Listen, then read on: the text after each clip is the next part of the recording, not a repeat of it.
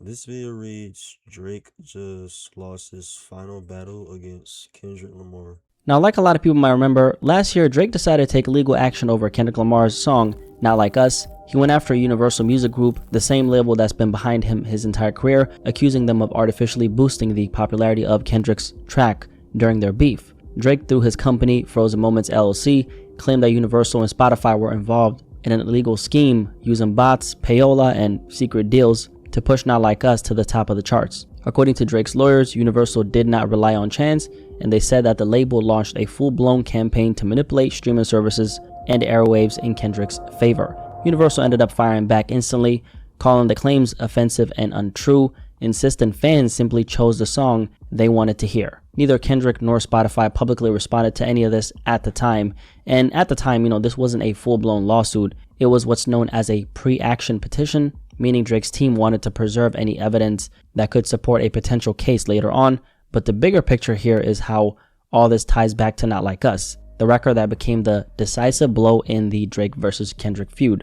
And Drake's filing pointed out that the track's massive success, 96 million streams in 7 days, #1 in the US, and eventually became a global hit. They argue that those numbers were artificially inflated. His lawyers even claimed that Universal cut royalty rates by 30% so Spotify would recommend the song more often, and cited a source who said that they were paid $2,500 to run bots that streamed the track nonstop, basically turning it into a manufactured hit. And then some fans alleged that when they asked Apple's voice assistant to play Drake's album Certified Lover Boy, it would instead play Not Like Us. Drake's lawyers claimed that he had tried to handle everything privately, but Universal had no interest in taking responsibility. They even claimed the company tried to cover it up, allegedly firing staff who were seen as being too loyal to Drake. Their argument was simple: streaming is a zero-sum game. If one artist gets boosted, another one gets buried. And in Drake's eyes, that's exactly what happened. Now, Universal denied everything, calling the accusations absurd, and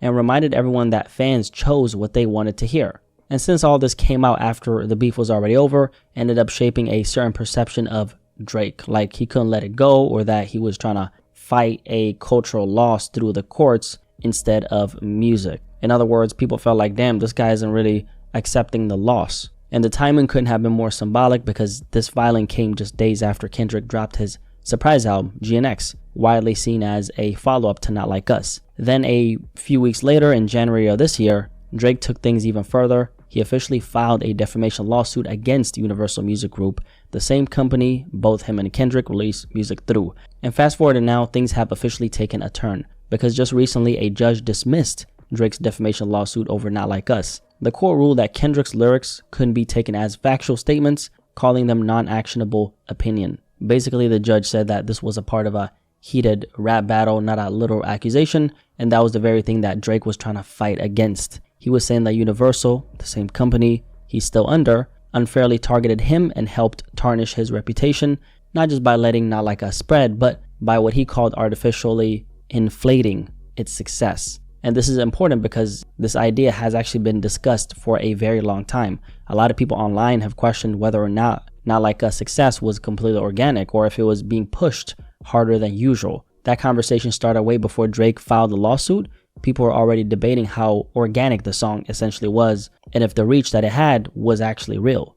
So when Drake officially took legal action, to a lot of people, that served as validation, like maybe there was some truth to those suspicions. But as the case went on, the public started to turn on Drake, right? Drake got heavily criticized for this particular lawsuit, and the general consensus became that he looked like a sore loser, someone who was trying to use the legal system to undo a loss that had already been decided musically. One of the things I believed about this particular case when it first happened is that it was all about controlling the narrative for Drake, because Drake generally felt like there were moves being made behind the scenes that gave Kendrick an unfair advantage.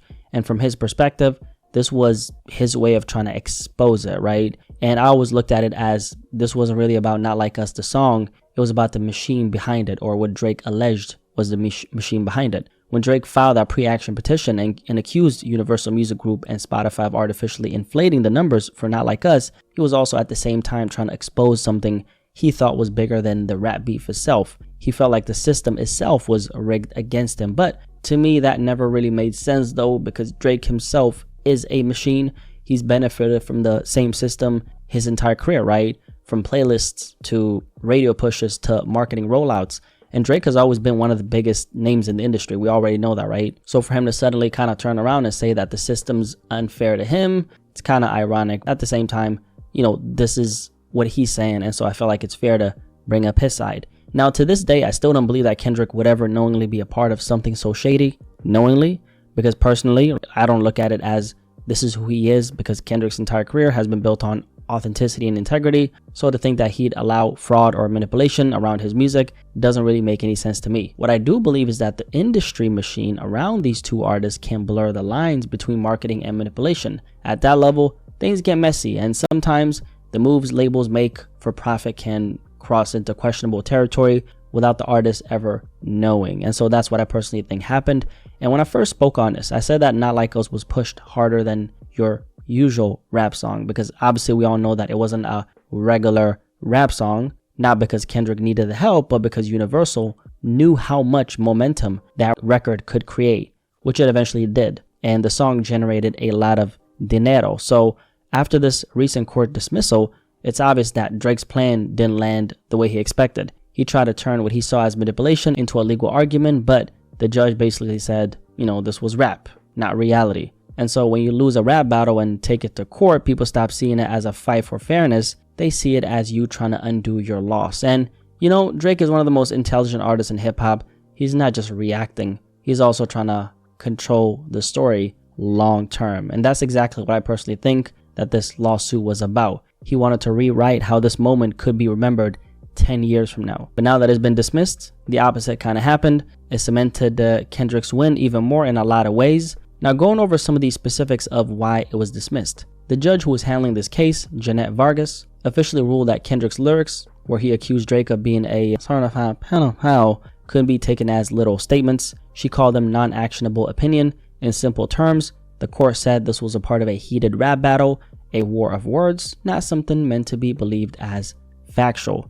In a 38-page order, the judge described the Drake and Kendrick feud as the most infamous rap battle in the genre's history. She said both artists had thrown around incendiary language and offensive accusations at each other, and that any reasonable listener would understand it was lyrical warfare, not a news report. She even referenced Drake's own song, Tailor Made Freestyle, where he used an AI-generated Tupac voice to tell Kendrick, "Talk about him liking young girls, that's a gift from me." And the judge pointed out that Kendrick's line, "Say Drake, I hear you like him young," that part right there from the song, was clearly a callback to the exact same lyrics that Drake said, right? Meaning in her eyes, Kendrick wasn't creating a new allegation, he was responding to something that Drake himself put into the battle. And this is what the judge is saying, right?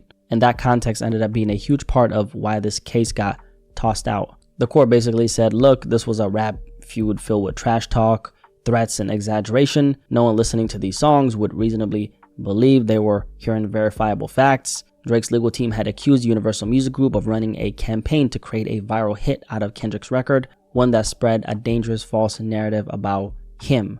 But the judge disagreed, and she said that even apparent statements of fact can become an opinion when they're part of something like a public dispute or heated artistic exchange. So after the ruling, Universal, they didn't really hold back. And they said that Drake's lawsuit was an affront to all artists and their creative expression, and that it never should have seen the light of day. They added that they're happy with the outcome and plan to keep working with Drake moving forward. Meanwhile, a spokesperson for Drake said that he plans to appeal the decision, hoping that the court takes another look at it.